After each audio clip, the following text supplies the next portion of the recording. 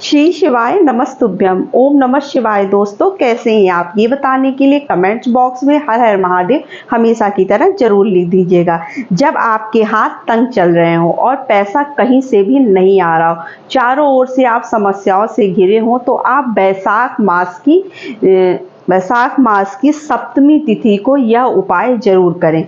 तो सप्तमी तिथि को आपको यह उपाय करना है। वैशाख मास की जो पहली सप्तमी तिथि होती है, यह बहुत खास होती है, और अगर यह तिथि रविवार के दिन पड़ जाती है तो और भी ज़्यादा खास हो जाती है। तो इस दिन हमें जो है मनोकामना पूर्ति के लिए कौन सा उपाय करना चाहिए? तो पूज्य पंडित प्रदीप मिश्रा जी ने अपनी कथा में अभी के कुछ उपाय बताए हैं, जो मैं आपको यहाँ पर बताने वाली हूँ। तो आपको क्या करना है, इस दिन एक आपको जो है गोल बाती का दीपक लेना है।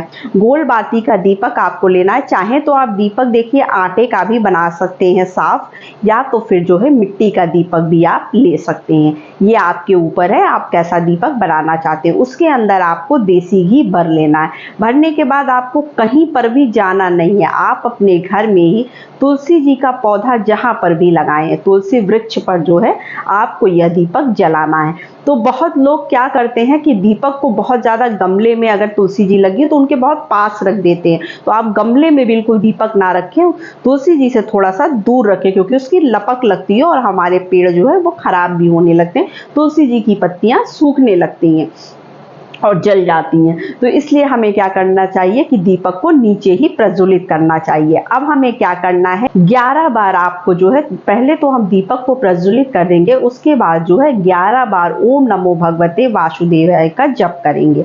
उसके बाद क्या करना है, अपना नाम और गोत्र बोलते हुए सीधे हाथ में आप जो है हल्दी ले लीजिएगा और जो है वो दीपक के अंदर आपको डाल देना है। थोड़ी सी हल्दी लेना है और दीपक के अंदर डाल देना है। और मनोकामना के लिए माता लक्ष्मी और महादेव से जो है हम प्रार्थना करेंगे। जो भी आपकी मनोकामना है धन से संबंधित, वो उसके लिए आप माता लक्ष्मी और भोलेनाथ से, महादेव से प्रार्थना करिएगा। जल्द ही आपके घर में धन से संबंधित जो भी समस्या है वह दूर हो जाएगी। तो यहाँ पर पंडित जी ने दूसरा उपाय क्या बताया है और हमें क्या चीज लेना है, क्या क्या सामग्री लेनी है। तो देखिए, एक बेलपत्र लेना है। बेलपत्र अगर आपको नया तुरंत ताजा नहीं मिल पा रहा, तो जैसे भोलेनाथ पर जो चढ़ी हुई बेलपत्री होती है वो आप ले लीजिएगा और उसको धुलकर फिर से आप उसको चढ़ा दीजिएगा, उसमें कोई दोष नहीं होता है। और आपको 11 चावल के दाने लेने हैं। 11 चावल के दाने आप गीन कर लीजिएगा और खंडित दाने मत लीजिएगा, क्योंकि दाने टूटे फूटे नहीं होने चाहिए। जो भी चावल के दाने आपको 11 लेने हैं वो साबुत लेने, गिन लीजिएगा। और 1 लोटा आपको तांबे का शुद्ध जल लेना है। आपको 1 लोटा जल लेकर भोलेनाथ के मंदिर पहुंचना है। भोलेनाथ के मंदिर पहुंचकर आपका मुख जो रहेगा वो उत्तर दिशा की तरफ रहेगा। वहां पहुंचने के बाद हमें क्या करना है, सबसे पहले सर्वप्रथम हम भोलेनाथ को जो बेलपत्र जो उनको बहुत ही प्रिय है वो भोलेनाथ को हम समर्पित कर देंगे। उसके बाद जो है जो 11 चावल के दाने हमने लिए हैं वो भोलेनाथ को अपना नाम और गोत्र बोलते हुए ओम नमः शिवाय और श्री शिवाय नमस्तुभ्यम का जप करते हुए हमें ये चढ़ा देना है। उसके बाद जो हम जल का लोटा लेकर गए हैं वो हम भोलेनाथ पर जो है उस जल को श्री शिवाय नमस्तुभ्यम 11 बार बोलते हुए जो है उस जल को हमें समर्पित कर देना। तो इस तरह से हमें अपने दूसरे उपाय को करना है। अब हम बढ़ते हैं अपने तीसरे उपाय की तरफ कि पंडित जी ने यहाँ पर तीसरा उपाय क्या बताया है। तो ये समस्याओं की समाप्ति के लिए। अब आपके जीवन में क्या समस्या है, हर व्यक्ति के जीवन में अलग अलग समस्याएं होती है। किसी को धन से संबंधित, किसी को रोग से संबंधित, कोई पारिवारिक रूप से परेशान होता है। तो हर तरह की समस्याओं के लिए आपको यह उपाय करना है। तो यहाँ पर आपको क्या लेना है, शहद लेना है। आप शहद देखिए शुद्ध शहद लीजिएगा। अगर नहीं मिलता है तो आप पूजा पाठ की दुकान पे जो शहद की बोतल आती है वो भी आप ले सकते हैं। उसके बाद हमें क्या करना है, शहद के साथ आपको 2 लौंग लेनी है और आपको शहद लेना है। तो लौंग आपको 2 लेनी है, लेकिन जो लौंग हम लेंगे वो फूल वाली लेंगे, टूटी लौंग आपको नहीं लेनी है। फूल वाली लौंग आप देखकर लीजिएगा। उसके बाद 1 लोटा आपको शुद्ध जल लेना है। अब इसे लेकर हमें कहाँ पहुँचना है? भोलेनाथ के मंदिर में। भोलेनाथ के मंदिर में हम पहुँचकर क्या करेंगे? सबसे पहले सर्वप्रथम आपको जो है, जो आपने लौंग लिया है उसको शहद के अंदर पूरा डुबोकर, जैसे कोई चीज़ हम लेयर कर देते हैं उस तरह से उसको लेयर कर लेंगे।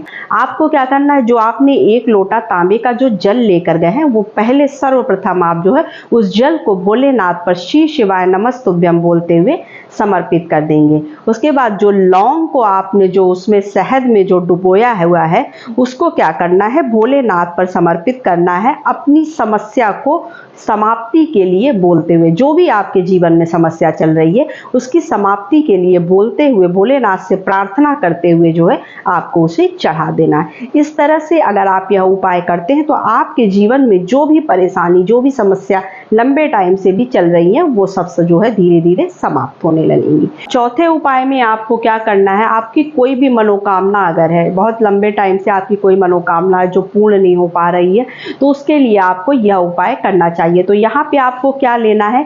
5 मूंग के दाने लेने हैं। तो आपको सिर्फ 5 मूंग के दाने लेने हैं। मूंग का दाना लेना है, मूंग का दाल नहीं लेना है, इस बात का आप विशेष ध्यान रखिएगा। तो खड़ा मूंग हमको लेना है 5 दाना गिन के। उसके बाद भोलेनाथ के मंदिर पर चले जाना है। बहुत ही छोटा सा उपाय है। आपको पता होगा कि भोलेनाथ की जो शिवलिंग होती है उसमें उनका पूरा परिवार होता है।